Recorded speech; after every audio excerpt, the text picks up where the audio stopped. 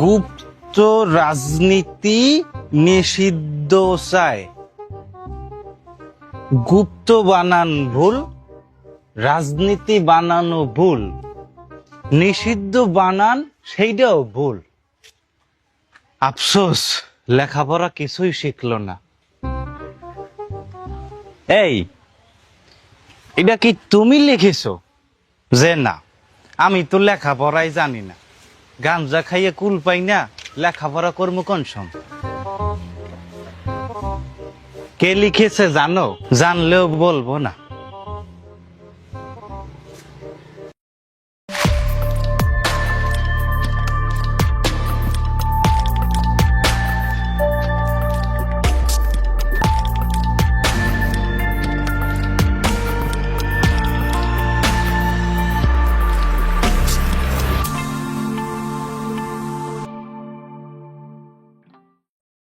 হাসিনা পলানোর পরে 1 মাসও হয় নাই, ছাত্র দল আর ছাত্র শিবিরের মধ্যে গ্যাঞ্জাম শুরু হইল। দেশের অবস্থা এমনিতে ভালো না, ইন্ডিয়া বাঁধের পানি ছাইরা বন্যা বানাই দিছে। আমি তারেক রহমানের কইলাম যে এটা তো ঠিক হইতেছে না, আমি শিবির আর ছাত্র দলকে নিয়ে বসতে চাই। জামাতকে বললাম, রাজি হইল, তারেক রহমানও রাজি হইল। আমারে বলা হইলো যে তারেক রহমান ছাত্র দলকে বইলে দিচ্ছে, মিটিং এর টাইম টাইম ঠিক হইলো। ছাত্র দল আর ছাত্র শিবিরের প্রেসিডেন্ট সেক্রেটারি আলোচনা কইরা টুইরা ঠিক করলো। আমার টাইম প্যারিসে সকাল 5টায় মিটিং। তো যাই হোক, আমি চোখ মুছতে মুছতে উঠলাম, শিবিরের প্রেসিডেন্ট সেক্রেটারি আছে, মিটিং এ ঢুকলাম, জুমে ছাত্রদল নাই। অনেকক্ষণ পর রাকিবরে ফোন মারিলাম, তো রাকিব কয় মিটিং এখন নাকি? আমি তো সিলেট যাইতেছি। আমি কইলাম তাইলে তো অসুবিধা নাই, যাইতে যাইতে কথা বলে নাও। রাকিব কয় না, কথা বলা যাবে না, অনেক মানুষ। আমি কইলাম তোমার কাছে মিটিং এর একটা টাইম তো ছিল, ঠিক না? সেটা কয়টায়? সে টাইমে বসি, দরকার হলে অফিস যাবো না। রাকিব কয় জানাবনি আপনারে। সেই জানানো আজ পর্যন্ত জানায় নাই। পরে তারেক রহমানকে অ্যাপোলোর মাধ্যমে জ্বালাইছিলাম যে ছাত্রদল কিন্তু বসে নাই, সেদিন আসেও নাই, আপনি কয়ে দিয়েছিলেন, আপনার কথা শোনে নাই। তারেক রহমান নাকি কইছিল যে কেন যে দাদা বসতে চাইতেছে, সত্য বলছিল কিনা অ্যাপোলো কে জানে। সে মিছা কথা বলে, অ্যাপোলো প্রচুর মিছা কথা বলে, আমি প্রমাণ পাইছি। যাই হোক, বিএনপি চায় নাই এই ঝামেলা থামুক। আমার তখন থেকে ধারণা ছিল যে এটা ঘটনা হইতেছে পরিকল্পনা করে, কিন্তু কেন? আজকে আলাপটা সেটা নিয়ে। বিএনপি শিবিরের উপরে ঝাঁপে পড়িচ্ছে, বিভিন্ন শিক্ষা প্রতিষ্ঠানে উস্কানি দিচ্ছে, নিজে থেকে হাঙ্গামা করিচ্ছে। বিএনপি এটা কেন করিচ্ছে? বিএনপি শিবিরকে নিয়ে ভয় বা আশঙ্কা কি? আমি আপনাদের কয়েকটা ছবি মনে করাই দিই। বর্ষা বিপ্লবে রাস্তায় পুলিশ গুলি চালাইতেছে, টিয়ার গ্যাস, সাউন্ড গ্রেনেড। লড়াইরত তরুণরা মাঝ রাস্তায় যায় নামাজ বিছায় দাঁড়ায় যাইতেছে, কেবলামুখী সেজদা দিতেছে। তারপরে হাসিনা পলায় গেছে দুপুরে। শাহবাগ টিএসসি গণভবনের সামনে লক্ষ লক্ষ মানুষ, বিজয়ের মুহূর্ত, কিন্তু তারা মুষ্টি তুলতেছে না, পতাকা উড়াইতেছে না, তারা মাটিতে কপাল ঠেকায় সেজদা দিতেছে। এই দৃশ্যগুলা বাংলাদেশের বাঙ্গু এলিটদেরকে যতটা আতঙ্কিত করছে গত 55 বছরে, আর কোনো কিছু তাদের এত আতঙ্কিত করে নাই। বাকশাল তাদের কাঁপায় নাই, হাসিনার আয়নাঘর গুম তাদের ভয় ধরায় নাই। তাদের ভয় ধরাইছে তরুণদের খোদা তাআলার সার্বভৌমত্বের কাছে আত্মসমর্পণের দৃশ্য। কেন? এই প্রশ্নের উত্তরে লুকায় আছে আজকের বাংলাদেশের পুরা রাজনৈতিক সংকট। এবং এই সংকট কোন দিকে যাইতেছে, কোন দিকে যাইতে পারে, সেটার একটা নিশানা। এর মধ্যে লুকায় আছে ভোটের engineering, Tarique Rahman prime minister হওয়া, প্রফেসর ইউনূসের ব্যর্থতা, সবকিছু আগের মতো থাইকা যাওয়ার কারণ। আসেন বুঝে দেখি। গত 55 বছর বাঙ্গু সেকুলার এস্টাবলিশমেন্টের কাছে একটা নির্দিষ্ট স্পেশাল গ্রামার ছিল, মানে স্থানের ব্যাকরণ। তারা এটা তৈরি করছিল কোন জায়গায় কে কি করবে, তার নীরব একটা নিয়ম। নিয়মটা সহজ, ইসলাম থাকবে মসজিদে, বাসায়, ব্যক্তিগত পরিসরে, জুম্মায়, রোজায়, ঈদের জামাতে। আর পাবলিক স্কোয়ারে, রাজপথ, শাহবাগ, টিএসসি, ঢাকা বিশ্ববিদ্যালয়, এগুলো সেকুলার টেরিটরি। এখানে বিজয় উদযাপন হবে, গান বাজনা হবে, মোমবাতি হবে, পয়লা বৈশাখ হবে, মঙ্গল শোভাযাত্রা হবে, যেটা দেখে কলকাতার দাদা বাবুদের অর্গাজম হবে। আর কয়া ফেলবে রমনা যেন অষ্টমীর এক ডালিয়া, আনন্দবাজারে লেখা হবে, মানববন্ধন হবে, গান হবে, গাঞ্জাপান হবে, মজমা হবে, পূজাও হবে। কিন্তু ইসলামী আচার নৈব নৈব স। পূজা মানে কালচার, প্রগতিশীল। ইসলাম মানে পশ্চাৎপদ, প্রতিক্রিয়াশীল। রবীন্দ্রনাথ গাইতে হবে, ছায়ানট থাকতে হবে, পন্দের আলো দিল্লি স্টার থাকবে। ধর্ম এখানে ঢুকতে পারবে না, ঢুকলেও একদম স্যানিটাইজ করে আনতে হবে। এটাই ছিল বাঙ্গু সেকুলারিজমের আসলি চেহারা। ধর্মকে নিষিদ্ধ করা না, ধর্মকে কন্টেইন করা, আটকে ফেলা, ঘেরাও করে রাখা। জুলাই আন্দোলন এই গ্রামার ভেঙে দিছিল। যখন একজন তরুণ পুলিশের গুলির মুখে রাজপথে যায় নামাজ বিছায়, সে শুধু ইবাদত করতেছে না, সে টেরিটোরিয়াল ক্লেম করতেছে, সে বলতেছে এই রাজপথ আমার, এই রাজপথ আমার আল্লাহ তাআলার। আপনাদের মনে আছে আমি কইছিলাম বর্ষা বিপ্লবের সময় জুলাই আগস্টে এই বিপ্লব সফল হবে যদি খোদা তাআলা রহম করেন। আমাদের কাজ লড়াই চালায় যাওয়া, এবং হয়েছিল, খোদা তাআলা রহম করছিল। কোত্থেকে যে নেমে আসছিল লাখ লাখ আবাবিল, হাসিনা পলাইলো। 5ই আগস্টে হাসিনা পলানোর পরে যে সেজদা দিছিল সেটা আরো আগ্রাসী ছিল, কারণ সেটা ছিল বিজয়ের মুহূর্ত। বিজয়ের আইকনিক ছবি বলতে আমরা কি বুঝি? মুষ্টিবদ্ধ হাত, পতাকা, বিজয়ের চিৎকার। কিউবায় ক্যাস্ট্রো, প্যারিসে 68 সালে আমার ইউনিভার্সিটি সরবনে ছাত্ররা ঠিক এরকম বাংলাদেশে বর্ষা বিপ্লবের মতো বিপ্লব করেছিল। শার্ল দ্য গল পলাই গেছিল জার্মানিতে, শার্ল দ্য গল ফিরে আসছিল পরে, কয়েক ঘন্টার জন্য পলাইছিল আর কি। হাসিনা ফিরে আসে নাই। এই ফ্রান্সের বিপ্লব ব্যর্থ হয়েছিল। তাদের স্লোগান ছিল শাইয়ে রিয়ালিস্ট, দমান দে লাম্পসিবল, বাস্তববাদী হও, অসম্ভবকে দাবি করো। বিজয়ের আইকনিক ছবি হয় মুষ্টি, পতাকা, কিন্তু ঢাকায় 2024 কি হইলো? বিজয় তরুণেরা মাটিতে সেজদা দিল। এটা একটা অল্টারনেটিভ সোভারনিটি ক্লেম, বিকল্প সার্বভৌমত্বের দাবি। তারা বলতেছে ক্ষমতা আমাদের না, আমরা কেবল নিমিত্ত, আসল সার্বভৌম অন্য কেউ। এই সার্বভৌমত্ব বিষয়টা একটু বুঝে দেখি কেন এটাতে আতঙ্কিত বোধ করলো। আধুনিক রাষ্ট্র যারা দাবি করে, যে দাবির উপরে দাঁড়ায় থাকে, সেটা হচ্ছে রাষ্ট্র বলে আমি চূড়ান্ত রাষ্ট্র, আমার উপরে কেউ নাই। মধ্যযুগে কিন্তু এরকম ছিল না, রাজার উপরে পোপ, পোপের উপরে ঈশ্বর। মুসলিম জগতে খলিফা শরীয়তের অধীন, শরীয়তের উপরে আল্লাহ। জার্মান দার্শনিক কার্ল স্মিথ উনি 1922 বলছিলেন আধুনিক রাষ্ট্রের এই যে স্ট্রাকচার, এটা আসলে চুরি করা ধর্ম থেকে, ধর্মতত্ত্ব থেকে। মধ্যযুগের ঈশ্বরের যে ক্ষমতা আইন সাসপেন্ড করার, এক্সেপশন ডিক্লেয়ার করার, সেটাই সার্বভৌম ক্ষমতা। সেই ক্ষমতা রাষ্ট্র নিজের দাবি করতেছে। শুধু ঈশ্বরের নাম বুঝা রাষ্ট্রের নাম বোঝাইছে। মানে লাল মিয়া সোনা মিয়া হয়েছে, সোনা মিয়া লাল হয়েছে, মাঝখান থেকে সোনা লাল হয়ে গেছে। এখন একজন মুসলিম যখন সেজদা দেয়, সে বলতেছে রাষ্ট্র ফাইনাল না, রাষ্ট্রের উপরে কেউ আছেন। এখান থেকে আতঙ্কের জন্ম 3 স্তরে। প্রথম স্তরে কি? বৈধতার সংকট। ধরেন রাষ্ট্র বলে সুদ জায়েজ, আল্লাহ বলেন তো সুদ হারাম। প্র্যাকটিসিং মুসলিম যখন কনফ্লিক্টে পড়লে কোনটা মানবে? রাষ্ট্র জানে উত্তর কি, মানবে ধর্মের কথা। 2 নাম্বার, নিয়ন্ত্রণের অক্ষমতা। রাষ্ট্র কন্ট্রোল করে 2টা জিনিস দিয়া, ভয় আর লোভ। কিন্তু যে বিশ্বাস মরলে শহীদ জান্নাতে যাবো, তার উপরে ভয় কাজ করে না তো। যে বিশ্বাস করে আসল হিসাব আখিরাতে, তার উপরে লোভ কাজ করে না।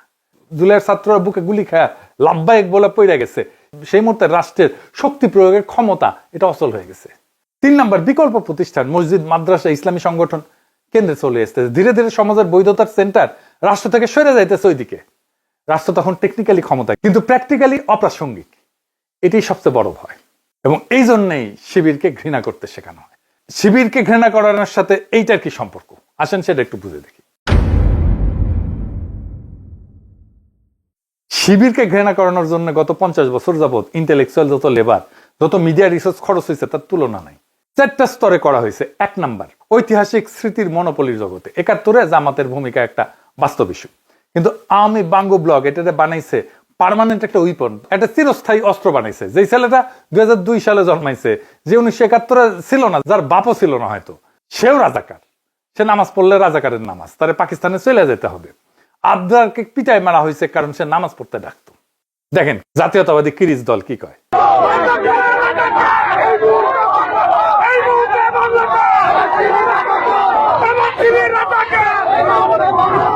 শুনেছেন? শিবিরের আস্তানা বাংলাদেশে রাখবে না কেন? বাংলাদেশ কি তোর বাপের তালুক? এটা হইতেছে সে আদি পাপের মতো একটা কনস্ট্রাকশন, জন্মের পাপ যেটা পার্মানেন্টলি দোষী করে রাখে। হিন্দু ধর্মে যেমন দলিত, ওই রকম।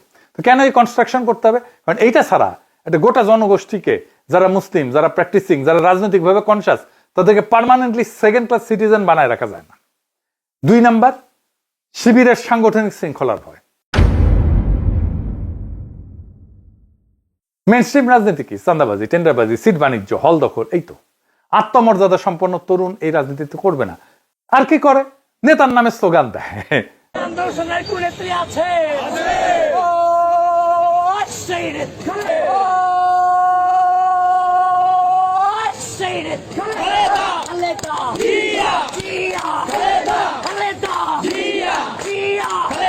তো এই রাজনীতি করবে কোনো আত্মমর্যাদা সম্পন্ন তরুণ করবে না। শিবিরের স্ট্রাকচার দেখেন, স্টাডি সার্কেল এবং স্তরে স্তরে মেম্বারশিপ, কর্মী, সাথী, সদস্য, পারফরমেন্স বেসড প্রমোশন, সাপ্তাহিক রিপোর্ট, দৃঢ় ডিসিপ্লিন।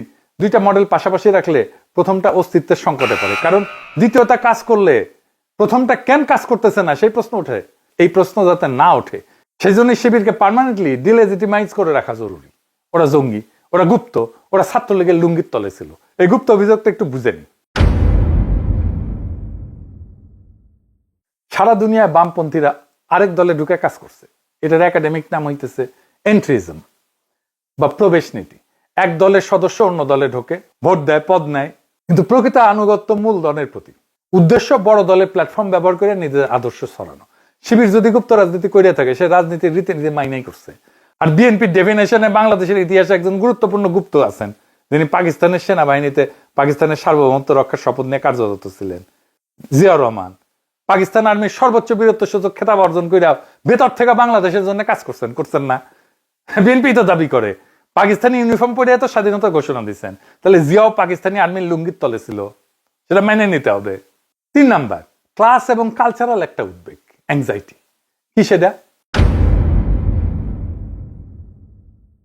শিবির মূলত গ্রামের কৃষক, মাদ্রাসার শিক্ষক, গ্রামের ছেলেদের, মেধাবী ছেলেদের সংগঠন, যারা প্রথম প্রজন্মে বিশ্ববিদ্যালয়ে ঢুকছে, মেধা দিয়ে উঠে আসতেছে, কিন্তু ঢাকা এলিটের আধুনিক সংস্কৃতিতে মিশে যাইতেছে না। এদের কাছে শিবির শুধু রাজনৈতিক সংগঠন না, একটা network, Brotherhood, intellectual training system. Gulshan ধানমন্ডির এলিট যারা নর্থ সাউথ স্কলাস্টিকায় পড়ে, ফেসবুকে প্রোগ্রেসিভ প্রগতিশীল পোস্ট দেয়, তাদের কাছে এই উত্থানটা থ্রেটেনিং, ভয়ের। কেন? শিবিরের এই ছেলেরা ডাক্তার হইতেছে, ইঞ্জিনিয়ার হইতেছে, সিভিল সার্ভিসে ঢুকতেছে, ব্যবসা করতেছে, আর্মিতে ঢুকতেছে, কতগুলো ঢুকে পড়ছে ওরা জানে না। যাই হোক, অর্থনৈতিক ভাবে উঠে আসতেছে, কিন্তু মদ খায় না, দাঁড়িয়ে রাখে, ইজাব পরে, ঈদ করে, নামাজ পড়ে। তারা তাদের গড়ে তোলা যে কালচারাল স্ট্যাবলিশমেন্ট, সেটার ভেতরে ঢোকে না। হুন্দের আলো ডেইলি স্টারের কালচারাল স্ট্যাবলিশমেন্টের মধ্যে নাই। এটি কালচারাল অ্যাংজাইটি। আমাদের সিস্টেমে সফল হইতেছে, আমাদের সাবঅর্ডিনেট হইতেছে না, আমাদের অনুগত হইতেছে না। কেন? 4 নাম্বার হইতেছে জিওপলিটিক্যাল। দিল্লির প্রেফার্ড ন্যারেটিভ হইতেছে ইসলাম ইজ মানি টেররিস্ট। ওয়াশিংটন 9/11 পরে ওয়ার অন টেরর আনলো। এই ন্যারেটিভের লোকাল বরকন্দাজ হইতেছে দেশি বাঙ্গু ব্লক। ওরা কেরোসিন শিকা, শিবির হইতেছে মাটির প্রদীপ। ছড়া আছে না, কেরোসিন শিখা বলে মাটির প্রদীপে ভাই বলে ডাকো যদি দেব গলা টিপে। হেনকালে গগনেতে উঠিলেন সাদা, কেরোসিন বলে ওঠে এসো মোর দাদা। আমেরিকার ইন্ডিয়া হইতেছে ওদের দাদা। ওরা একটা গল্প বিক্রি করে আমেরিকার ইন্ডিয়ার কাছে, ইসলামিক বিপদ আসতেছে। বিক্রি হয় ওয়াশিংটনে, দিল্লিতে, গবেষণা প্রতিষ্ঠানে, ইউনিভার্সিটিতে, দিল্লির সাউথ ব্লকে, ব্রাসেলসের দপ্তরে। এর বিনিময়ে স্কলারশিপ পায়, পিএইচডি করে, গবেষণা অনুদান পায়, পশ্চিমা মিডিয়ায় লেখার সুযোগ পায়, আর ক্ষমতায় বৈশা থাকার আন্তর্জাতিক স্বীকৃতি পায়। বাস্তবে শিবির কি করতেছে এটা গুরুত্বপূর্ণ না তো। গুরুত্বপূর্ণ শিবিরকে কিভাবে বাঙ্গুরা ব্যবহার করতেছে, ওয়েস্টের কাছে বেচতেছে। শিবির হইলেছে সেই বলির পাঠা, যারা বেচা এদের গোটা ধান্দাবাজি চলে। শিবিরের নাম বেচা এনজিও চলে, নারীবাদ চলে, বিএনপির রেইনবো সোসাইটি চলে। রেইনবো সোসাইটি করবে নাকি ওরা? বামেদের ফ্যাসিবাদ বিরোধী কারবার চলে, সুশীলদের সেমিনার চলে, টকশো চলে, বইমেলায় বই বিক্রি হয়। এটা পুরো ইকোনমি, পুরো অর্থনীতি। শিবির যদি কাল না থাকে, এদের অর্ধেকটা রুটি বন্ধ। তাই শিবির থাকতে হবে, এবং ঠিক যতটুকু ভয়ঙ্কর মনে হয় ততটুকু দেখাইতে হবে, না বেশি না কম। এবং ঠিক ততটুকু থাকতে হবে যেন নিজেরা আবার বড় হইয়া ক্ষমতাই দখল করে না বসে। বেশি না কম, এই নিয়ন্ত্রিত ভয় উৎপাদনই হইতেছে এই ইকোসিস্টেমের আসল পণ্য। এরপরে কি হইলো? এরপর একটা এম্পেরিক্যাল শক হইল। কি সেটা? গত বছরটা পুরো ঘটনা স্ট্রাকচারকে চ্যালেঞ্জ করছে এই বাঙ্গু সেকুলারদের। ডাকসু এবং অন্যান্য বিশ্ববিদ্যালয়ের ধরে জিতে আসলো শিবির। 15 বছর ধরে ন্যারেটিভ ছিল যে শিবির মার্জিনাল, ফ্রিঞ্জ, এরা রক কাটে, মেয়েরা এদের পছন্দ করে না।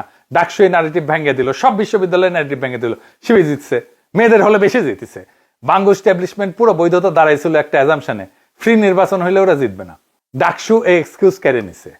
এখন আরো একটা আনকমফোর্টেবল সত্য, জুলাই আন্দোলনের রাজপথের সবচেয়ে সংগঠিত শক্তি কে ছিল? অফিসিয়াল ন্যারেটিভ বলবে সমন্বয়ক, নির্দলীয় ছাত্রদের জোট, কিন্তু গ্রাউন্ড লেভেলে রাত জায়গা পাহারা দেওয়া, পুলিশের ব্রুটালিটির সামনে দাঁড়ায় থাকা, হল লেভেলে মোবিলাইজেশন, লজিস্টিক্স, শিবিরের ডিসিপ্লিন ছাড়া জুলাই সম্ভব ছিল না। আবু সাইদ কে ছিল? আবু সাইদ তো শিবিরের ছেলে ছিল।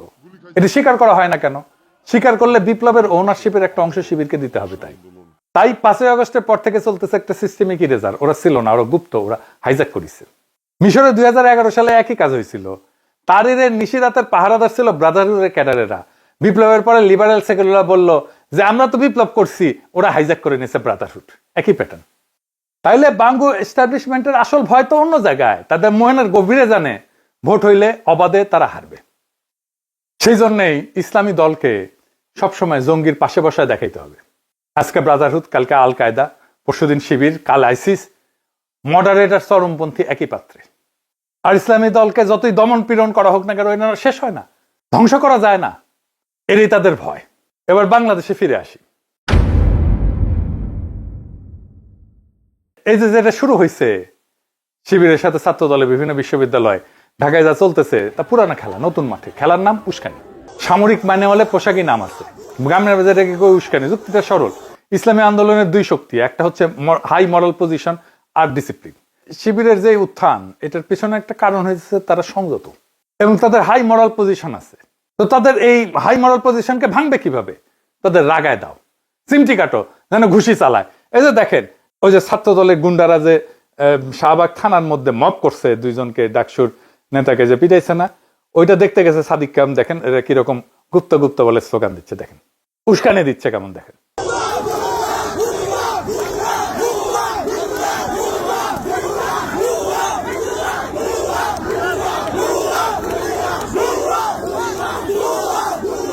দেখেছেন?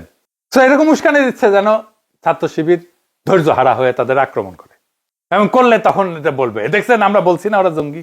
এরপর রাষ্ট্রের দমন নীতি জায়েজ হয়ে যাবে। একই সাথে ছাত্র দলের সাথে বাম, তার সাথে সাবেক ছাত্রলীগ, এরা প্রথম ঘুষিটা মারে, এরাই প্রথম উস্কানি দেয়। আর শিবির যদি কিছু করে তখন দেখাবে এটা, দেখো শিবির এটা শুরু করছে, বলবে শিবির সন্ত্রাসী। কে শুরু করছে কেউ জিজ্ঞেস করবে না তখন। বাম বুদ্ধিজীবী আর সুশীল সাংবাদিক নেটওয়ার্ক প্রস্তুত থাকবে, 2 ঘন্টায় ফ্যাসিবাদ ফিরতিছে এই কলাম ছাপা হবে। দিল্লির থিঙ্ক ট্যাঙ্ক, ওয়াশিংটনের লবি আন্তর্জাতিক মঞ্চে আওয়াজ তোলার জন্য রেডি। এমন একটা মুহূর্ত তারা চাইতেছে যেটা দেখায় শিবিরকে জঙ্গি রক্ষাটা এই ট্যাগটা দিয়ে দেওয়া যায়। এবং দেখেন ছাত্রদল, বাম, অবশিষ্ট ছাত্র সবাই খুব উৎসাহ এখন। এই ঘটনা ঘটছে এই জন্য। 3টা উল্টা আদর্শ, কিন্তু যৌথ স্বপ্ন নাই, ইতিহাস নাই, কিন্তু 3টে সিমেন্ট একটাই, শিবিরের ভয়। এইটারে বলে নেগেটিভ কোয়ালিশন। এরা কিছু করতে এক হয় নাই, কিছু ঠেকাইতে এক হয়েছে। মিশরে 2013-তে ঠিক এই জিনিসটা হয়েছিল। নাসেরিস, লিবারেল বাম আর পুনার মুবারকের লোক সবাই একসাথে নিচে আসছিল, উদ্দেশ্য বাজারহুডকে ঠেকাও। সরানো হইল। এরপর সিসি ঢুকে এক একে সবাইকে জেলে ঢুকাইলো। যে লিবারেলরা ট্যাঙ্কে ফুল ছুটছিল, 1 বছর পরে তারাই গড়াদের ভেতরে গেছে। তুরস্কে 1997 একই কাহিনী। কামালিস্ট সেনা, বাম এলেভি, লিবারেল মিডিয়া, বড় বণিক গোষ্ঠী সবাই সেকুলার প্রজাতন্ত্র বাঁচাও এই জিকির তুললো। 20 বছর পর তারা নিজেরাই অপ্রাসঙ্গিক হয়ে গেছে। নেগেটিভ কোয়ালিশনের চরিত্র এটাই, জিতলেও কিছু বানাইতে পারে না। তাদের জয়ের পর তৃতীয় শক্তি আসে, ঝাঁটা দিয়ে বিদায় করে। বাংলাদেশে একই, শিবিরকে চাপা দিলে ছাত্রদল জিতবে না, বামও না, প্রাক্তন ছাত্রলীগও বাঁচবে না, জিতবে আরো গভীরের কোন শক্তি। সেদিন এরা সবাই এর শিকার হবে। ইতিহাসে গল্প লেখা হয়ে গেছে, আগে অনেকে এই কাজ করছে। এই এখন এইটার প্রম্পট অন্য কোথাও থেকে আসতেছে। এটা শুরু করছে ইন্ডিয়া, এটা শুরু করছে গোয়েন্দা সংস্থা। তো এখন শিবির কি করবে? শিবিরের সামনে 2টা দরজা। একটা দরজা ধৈর্য ধরা, কিন্তু ধৈর্য ধরলে কর্মীরা বলবে যে জুলাইত বুকে গুলি খাইছি, আজকে চর খেয়ে চুপ থাকবো। এটা মাঠের নেতৃত্ব হাতছাড়া হয়ে যাওয়ার সম্ভাবনা আছে। আর এক দরজা হচ্ছে জবাব দাও, কিন্তু দিলেই ফাঁদে পড়বে, উগ্রবাদী সিল দিয়ে দিবে, আবার আয়নাঘর ফিরে আনবে। তাইলে মাঝখানে একটা সরু পথ আছে। এ দোকান করছিল 2002 সাল থেকে 2013 পর্যন্ত, সেই পথে হাঁটছে। 3টা কাজ করছে। অন্য মাঠে খেলা, ঘুষির বদলে, পাল্টা সন্ত্রাসের বদলে সংগঠন গড়ে তোলো, মারামারির বদলে ভোট, ঝগড়ার বদলে সেবা। এরদোগান যেখানে স্থানীয় সরকার পাইলেন, প্রথমে কাজ রাস্তার ময়লা সাফ করো, পানি ঠিক করো, বাসের সময়সূচি ঠিক করো। কামালিস্ট মধ্যবিত্ত যারা এরদোগানকে 2 চোখে দেখতে পারতো না, তারাও একদিন বললো এই লোকগুলো তো কাজ করে। বৈধতা এইভাবে তৈরি হয়, রাস্তার ঝগড়ায় না। মানুষ জানে কিন্তু যে ছাত্রদল বিএনপি জাউরামো করতেছে, মানুষ জানে, এটা দেখতেছে তারা। 2 নাম্বার যেটা করতে হবে, প্রমাণ রাখতে হবে। প্রত্যেকটা ঘটনার ভিডিও, সাক্ষীর বয়ান, হাসপাতালের কাগজ, থানার জিডি, প্রত্যেকটা ঘটনার 2টা গল্প তৈরি হবে। ওদের গল্প আর তোমার গল্প, শিবিরের গল্প। তোমার কাগজপত্র বেশি থাকলে, ডকুমেন্টেশন বেশি থাকলে সব সময় তোমার পক্ষে থাকবে। সব আক্রমণের সময় ড্রোন উড়ায় ফুটেজ নিতে হবে, যেন পরে বলতে না পারে কিরিস আমার না, এটা শিবিরের অস্ত্র, পুলিশকে দিতে যাইতেছিল। এটা হলো যে তাদের অস্ত্র, এই অস্ত্রটা নিয়ে আমি পুলিশকে দেওয়ার জন্য যাচ্ছিলাম। দেখেছেন? 3 নাম্বার, এটা খুব ইম্পর্টেন্ট, নিজের ঘরটাকে পরিষ্কার রাখা। ব্রাদারহুডের 2 দল ছিল। এক দল বলতো ধৈর্য ধরো, সেপা দাও, উস্কানিতে পা দিও না, এরা চিন্তাশীল। আরেক দল বলতো এত ধৈর্যের কি আছে, জবাব দিতে হবে, এরা রাগী উগ্র। মুরসি প্রেসিডেন্ট হওয়ার পরে উগ্রদের কথাই চলছে ব্রাদারহুড। এক বছরে সাধারণ মিশরীয়রা ভাবলো এরা দেশ চালাইতে আসে না, এরা দল ঢুকাইতে আসছে, সমর্থন মাগলো, সিসি কু করলো। এর দোকান কিন্তু উল্টাটা করছে, তার দলে উগ্র ছিল, কিন্তু প্রকাশ্যে বললেন আমরা ইসলামী রাষ্ট্র বানাইতে আসিনি, তুরস্কের সরকার চালাইতে আসছি। হুজুগেদের পার্টি থেকে সরাইলেন, যারা মেয়র হিসেবে কাজ করতো তাদের উপরে তুললেন। 11 বছর ধরে কাজ করছেন। কামালি সেনাবাহিনী 11 বছরও এর দোকানের বিরুদ্ধে কিচ্ছু করতে পারেনি। এরা বিপজ্জনক, এটা বিক্রি করতে পারে নাই, কারণ সবাই দেখতেছিল এরা কাজ করতেছে, ঝগড়া না। সংগঠনের সবচেয়ে বড় শত্রু কিন্তু বাইরে না, ভেতরে। ছাত্রদল কিছুই করতে পারবে না, ভেতরে ঠিক রাখেন। উস্কানিতে পা দিয়েন না, উস্কানিতে পা দিছেন তো মরিছেন। উস্কানির ফাঁদে পা দিবেন, পরে 2 প্রজন্ম হারায় যাবে। এই রাস্তা কিন্তু খোলা আছে, বহুজন চায় এই রাস্তায় তারা যাক, এই রাস্তায় যাওয়া যাবে না। তুরস্ক 2002 থেকে ধৈর্য, শৃঙ্খলা, সেবা, 20 বছরের লম্বা খেলা, কঠিন, কিন্তু এটা টিকে আছে। কোন রাস্তা সেটা শিবির ঠিক করুক, কোন রাস্তায় তারা হাঁটবে। কিন্তু একটা কথা পরিষ্কার, 5ই আগস্টে যে জাতি সেজদা দিছে, সেই জাতি আর আগের মতো নাই। বাঙ্গু এলিট সেকুলার স্ট্যাবলিশমেন্টের সবচেয়ে বড় সমস্যা এইটাই, তারা চিনতে পারতেছে না সামনে যে দাঁড়ায় সেটা তার তৈরি করা ন্যারেটিভের লোক না। তারা সে চিনতে পারতেছে না, তারা সে বুঝতেও পারে না। কিন্তু বাংলাদেশের তরুণেরা নিজেদেরকে চিনতেছে, নতুন ভাষায়, নতুন ভঙ্গিতে, নতুন ইবাদতে। যেদিন সারা বাংলাদেশ চিনবে সেদিন হয়তো আমাদের বিজয় সম্পন্ন হবে। তবে এই কাজ চলতেই থাকবে, বিএনপি এটা করতেই থাকবে, ছাত্রদল এটা করতেই থাকবে। তারা আরো ঘৃণা জন্মানোর চেষ্টা করবে, আরো উস্কানি দেবে, আরো রক্তপাত করার চেষ্টা করবে। ইতিহাসে এই চক্র অনেকবার দেখছে, আমরাও দেখতেছি, দেখতে থাকবো। যতদিন বাঙ্গু এলিটদের কর্তৃত্ব থাকবে এই সংঘাত বন্ধ হবে না। বিএনপিরে আরো উগ্র হইতে দেন, ওইটাই তাদের একিলিস হিল, ওইটাতেই তারা মরবে। জনগণ জানে কারা জাউরা, জনগণ জানে কাদেরকে প্রতিহত করতে হবে, কাদেরকে উৎখাত করতে হবে। সেই দিনের অপেক্ষায় থাকেন, সেই দিনের জন্য প্রস্তুতি নেন। ইনকিলাব জিন্দাবাদ।